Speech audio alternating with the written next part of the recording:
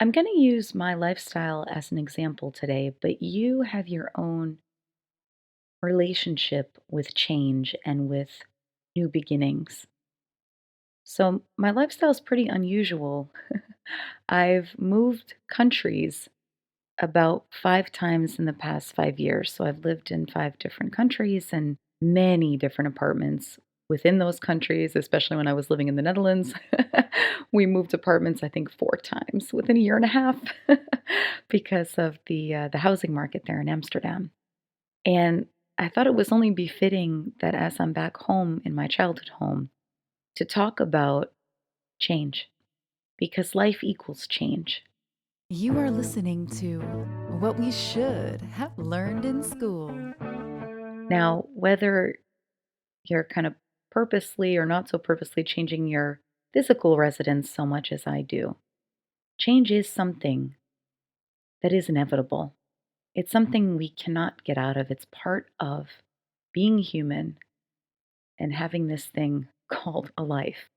And there are so many different beliefs and feelings that we have about change. And in any given moment, how we look at change is likely to be different depending on our state of mind in that moment. So we can look at a new beginning as something that is exciting, something that is giving us a purpose or moving us forward. We can embrace the challenge.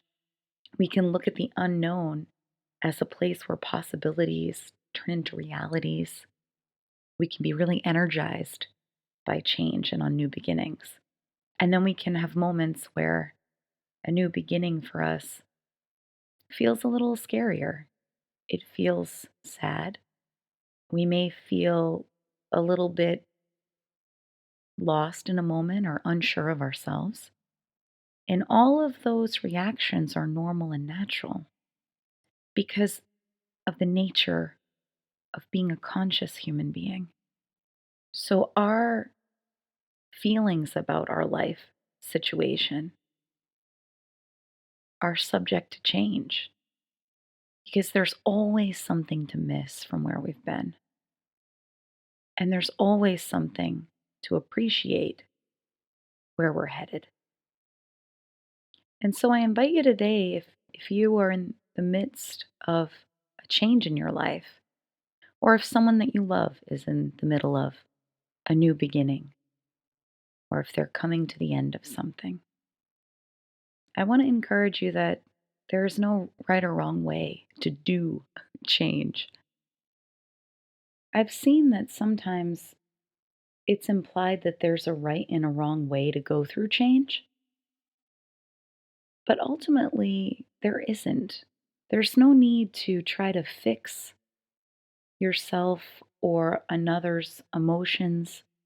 There's no reason to try to force yourself into feeling positive, for instance.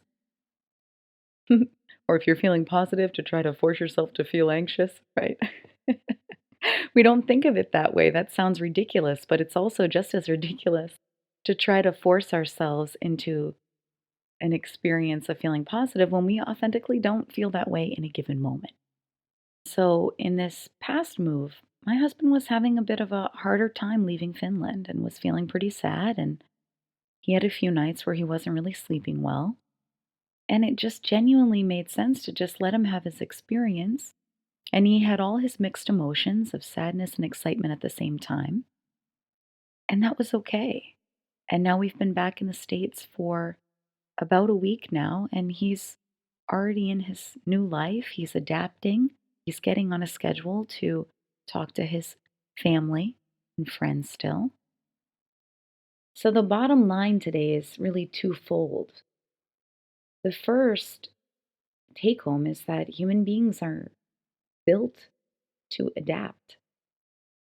We all have that within us, that adaptability feature.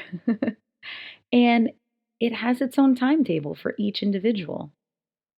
So I don't want you to hear that we've only been in the States now for a week and my husband's doing really well.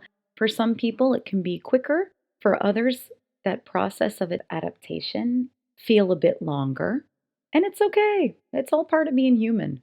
And the second important piece of today, when it comes to change, when it comes to new beginnings, is that it's important to remember that whatever you think and feel at any given moment is only showing you one slice of the pie, one small sliver of the totality of the experience that you're in. So let's make this a little more practical. Most folks have been through a breakup before, and you can be really sure when you're in that relationship that this is not the right relationship for you, that it's unhealthy, there's a lot of pain. So it's very clear when you're making the decision to leave that relationship that you no longer want to be with this person. What then often happens, often but not always, but what often happens is the mind then starts playing tricks on you, bringing to your attention all of the good times, all of the good memories that you've had with that person. But it is leaving out in that moment all of the moments of pain which originally brought you to the decision to leave that relationship. So that's what I mean.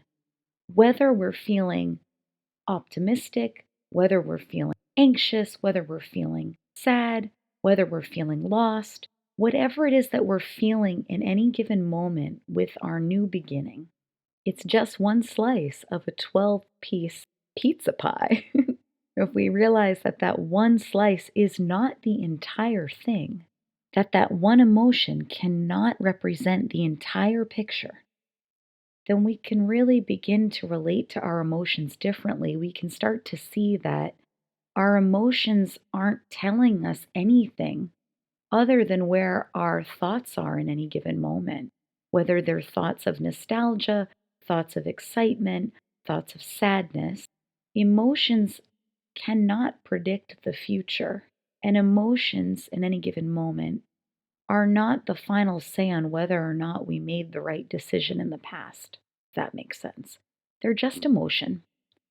Just like life equals change, feelings equal change, emotions equal change, thought equals change. Our entire life is built to change and flow and evolve. And when we remember that, and even when we don't, it doesn't change the fact that this is what we're up against as we live our lives. You've been listening to What We Should Have Learned in School. And if you haven't clicked that subscribe button, I do recommend you to do it. But of course, I'm quite biased since I'm the podcast host. But again, one simple click really could make all the difference for you moving forward or not. It's up to you. Either way, I'll be back here again next week. Until then, stay curious, take care of yourself, and keep rocking.